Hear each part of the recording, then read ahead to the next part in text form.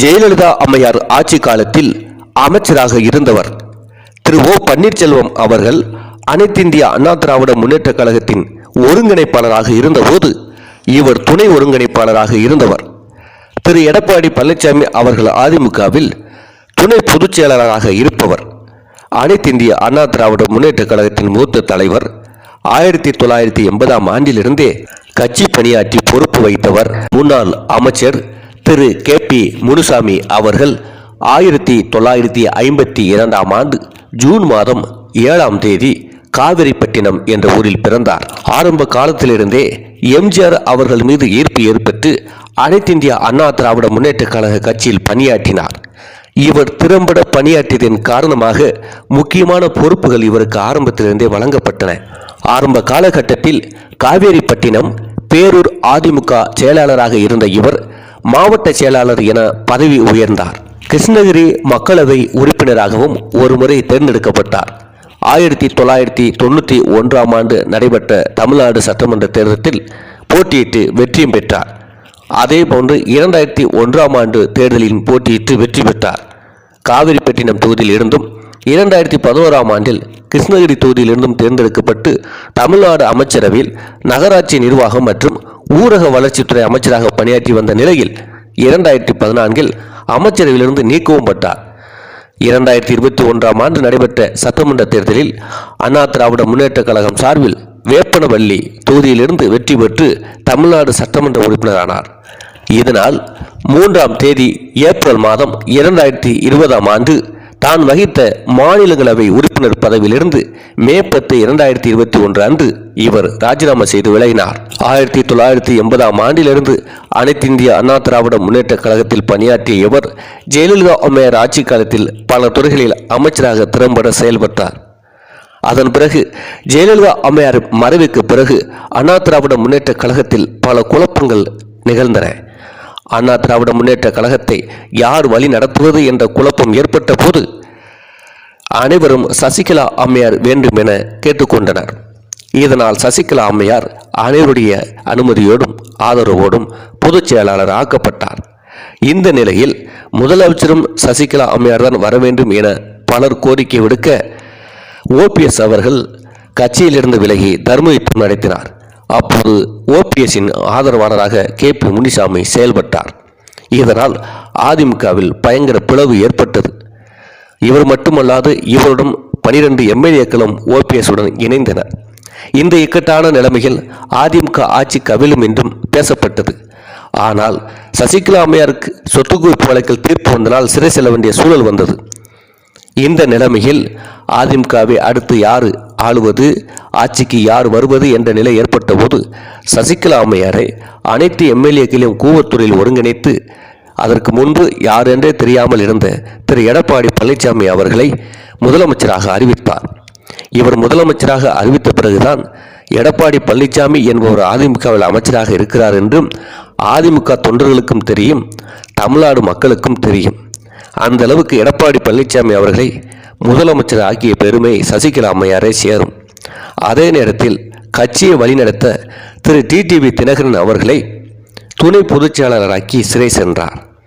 இந்த சூழ்நிலையில் ஓ பன்னீர்செல்வம் அவர்கள் 12 MLAக்களை வைத்துக்கொண்டு கே.பி. முனுசாமி போன்ற ஒரு துணையோடு அதிமுகவுக்கு பிளவை ஏற்படுத்தி நெருக்கடி கொடுத்தார்.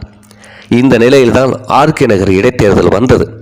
அதில் டிடிவி தினகரன் அண்ணா திராவிட முன்னேற்ற கழகம் சார்பாக போட்டியிட்டார். OPS அவர்கள் சார்பாக மதுசூதனன் போட்டியிட்டார். அதிமுக பிளவுட்டு இருப்பதனால் இரட்டை இலை முடக்கப்பட்டது. அப்போது தொப்பி சின்னத்தில் டிடிவி தினகரனும் இரட்டை மின்விளக்கு சின்னத்தில் மதுசூதனனும் போட்டியிட்டனர். டிடிவி அணி OPS அணி என்று இருந்தது.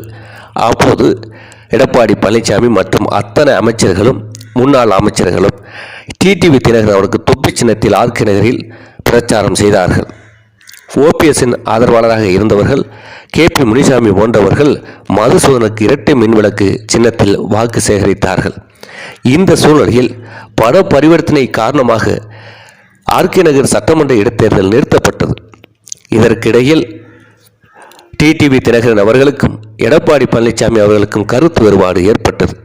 இதனால் 18 MLAக்கள் டிடிவி தினகரன் பக்கம் சாய்ந்தனர். அதிமுக ஆட்சி கவிழும் என்ற சூழ்நிலை வந்தபோது ஓபிஎஸ் பக்கம் இருக்கும் 12 எம்எல்ஏகளை ஈர்க்க திட்டமிட்டார் எடப்பாடி பழனிசாமி. அப்போது KP முனிசாமி அவர்கள் எல்லாம் பேச்சுவார்த்தை நடத்தினார்கள் என்று கூறப்படுகிறது. பின்னர் பன்னீர்செல்வம் அவர்களும் எடப்பாடி பழனிசாமி அவர்களும் இணைந்தனர். இதை மோடி அவர்கள் சேர்த்து வைத்தார் என்றும் கூறப்பட்டது. அப்போது திரு எடப்பாடி பழனிசாமி முதலமைச்சராக இருந்தார். பன்னீர்செல்வம் அவர்கள் துணை முதலமைச்சர் பொறுப்பு கொடுக்கப்பட்டது. அதேபோன்று அண்ணா திராவிட முன்னேற்ற கழகத்தில் ஒருங்கிணைப்பாளர் பதவியும் ஓபிஎஸ் அவர்களுக்கு கொடுக்கப்பட்டது. அவர் அருகில் இருந்த அவர் ஆதரவாளராக இருந்த முன்னாள் அமைச்சர் KP முனிசாமி அவர்களுக்கு துணை ஒருங்கிணைப்பாளர் பதவியும் கொடுக்கப்பட்டது. இப்போது ஓபிஎஸ் EPS அணி இணைந்து ஆட்சியை நடத்தியது. அதன் பிறகு TTV தினகரன் அவர் தனியாகவே நின்றார். RK நகர் தேர்தல் மீண்டும் அறிவிக்கப்பட்ட போது அப்போது யார் தலைமை அதிமுகவில் அந்த தேர்தல் வெற்றி பெற்றவர்கள் தலைமையாக நிரூபிக்கப்படுவார்கள் என்று பேசப்பட்ட நிலையில் திரு TTV தினகரன் அவர்களுக்கு குக்கர் சின்னம் ஒதுக்கப்பட்டது. ஓபிஎஸ் EPS இணைந்ததனால் அண்ணா திராவிட முன்னேற்ற கழகத்துக்கு இரட்டை இலை ஒதுக்கப்பட்டது. அதே மதுசூதனன் இரட்டை இலை சார்பாக போட்டியிட்டார். ஆனால் யாரும் எதிர்பார்க்காத அளவுக்கு அதிமுக படுதோல்வியை சந்தித்தது. திரு TTV தினகரன் அவர்கள் அமோக வெற்றி பெற்றார். திராவிட முன்னேற்ற கழகம் டெபாசிட் இழந்தது. அப்போதே திரு TTV தினகரன் ஆளுமை மிக்க தலைவர் என நிரூபித்தார். இருந்தாலும் TTV தினகரன் அவர்களை கட்சியை விட்டு நீக்கினார்கள். சசிகலா அம்மையாரையும் கட்சியை விட்டு நீக்கினார்கள். இதனால் முக்குளத்தூர் தேவர் சமுதாயத்தின் எதிர்ப்பை அதிமுக சம்பாதித்தது. அதிமுகவில் அதிக வாக்கு வங்கி வைத்திருக்கிற சமுதாயமாக விளங்கியது முக்குளத்தூர் தேவர் சமுதாயம். இதனால் அம்மா மக்கள் முன்னேற்ற கழகம் என்ற ஒரு கட்சியை அதிமுகவுக்கு போட்டியாக TTV தினகரன் ஆரம்பித்தார். தேர்தல்கள் நடந்தன. ஒவ்வொரு தேர்தலிலும் அதிமுக தோற்கடிக்கப்பட்டது.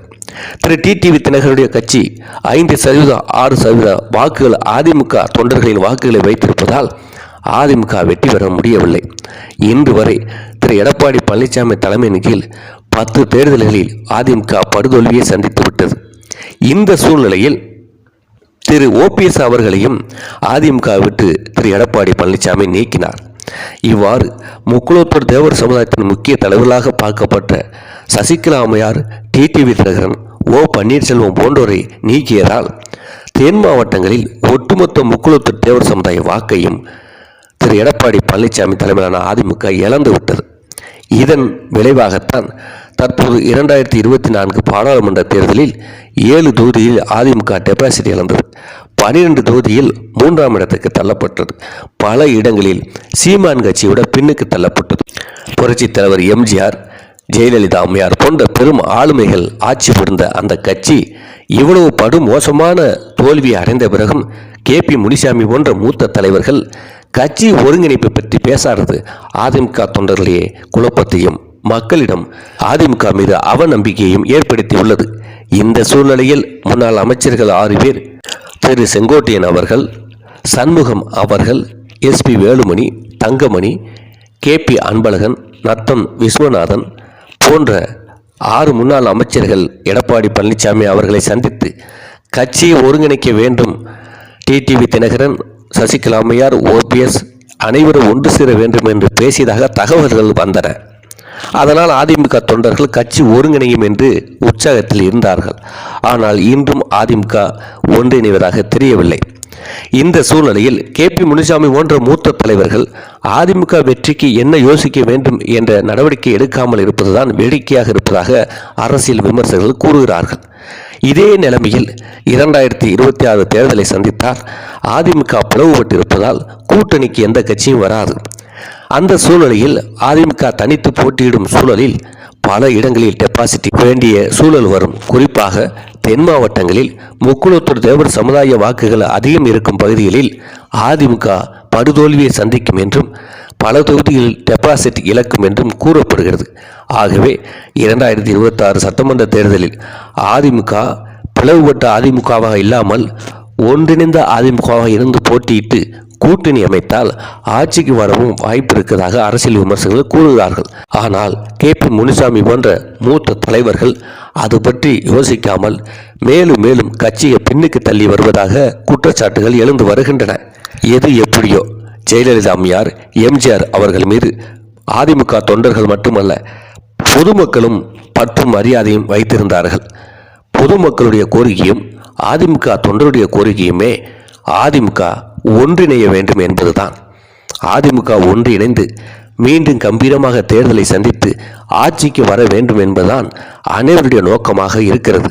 அதிமுகவின் மூத்த தலைவர்கள் ஜெயலலிதா அம்மையாருக்கும் எம்ஜிஆர் அவர்களுக்கும் செய்யும் நன்றி கடன் என்னவாக கடைசியாக இருக்கும் என்றால், அதிமுகவை இணைத்து மீண்டும் ஆட்சிக்கு வர வைப்பதுதான். அதை KP முனிசாமி போன்ற மூத்த தலைவர்கள் முயற்சி செய்வார்கள் என்ற எதிர்பார்ப்பு அதிமுக தொண்டரிடையே எழுந்துள்ளது.